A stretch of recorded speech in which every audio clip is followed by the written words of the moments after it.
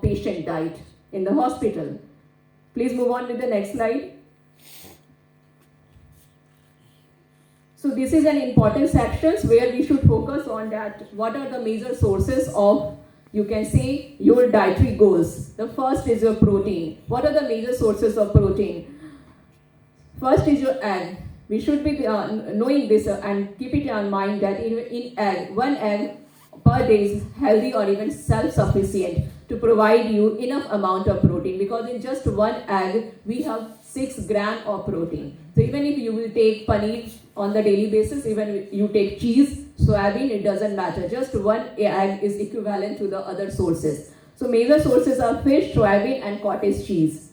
What are the major sources of carbohydrates? Rice, potato and jowar. You know about that. The carbohydrate intake should be lesser than the intake of protein. It depends on body and it varies from body intake to body intake. The third section is your fat, and there are 2 subtypes of fat. First is your saturated fat and the second one is your unsaturated fat. So saturated fat, some of the sources of saturated fats are over here: coconut oil, butter, vinegar, red meat. You know about the uses of vinegar. So in our sedentary lifestyle, we use and you utilize the uses of vinegar in the preparation of chow mein and the noodles. You know about that. So these are your saturated fat.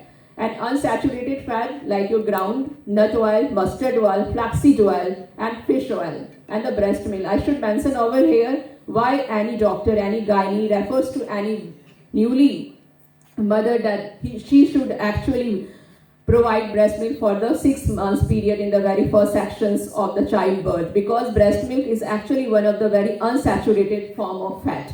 And the last is your fibers. You know that why during fasting we try to keep ourselves on just roughage and fruits, because these 2 are the major, you can say, the major sources of fibers. Please move on with the next slide. So in this slide, I have actually focused on the vitamins. The very first thing, the basic definition or the literal meaning of vitamins. Vitamins are organic compounds present in a small amount in various food substances needed for the growth and maintenance of the body. So we have many examples where we can focus on that why in the sedentary lifestyle, most of the population of any country, they actually either suffer from the deficiency of vitamin B12, maybe the deficiency of vitamin D. There are many deficiencies. If you will go and have a prescriptions from the doctor and check your body, maybe majority of us will be suffering from the deficiency of one vitamin in comparison to the other vitamin. So what are the examples of vitamin? We have a number of examples. It starts from your vitamin A, B complex vitamins. Why I said B complex vitamins? Because there are many other subsections of B complex vitamins. We have B1, B12, B3, B2, many. And this is the other subsections. Vitamin C, vitamin D, in this way we have vitamin K, vitamin E, many others.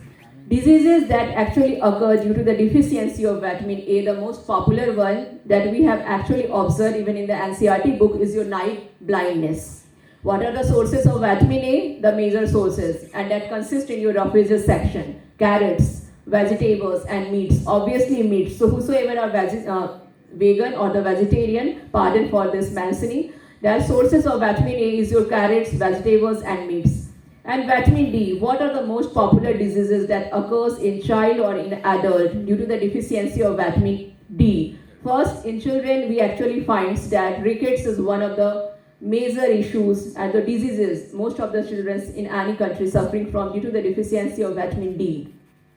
Osteomalacia is also one of the diseases that we actually find out in adults, and this is the diseases that is the, you can say, major forms of vitamin D deficiency occur diseases, and this is another form of rickets. So ricket in children and osteomalacia in adults are, even though not so similar, but there is a similarity index between these 2 sort of diseases.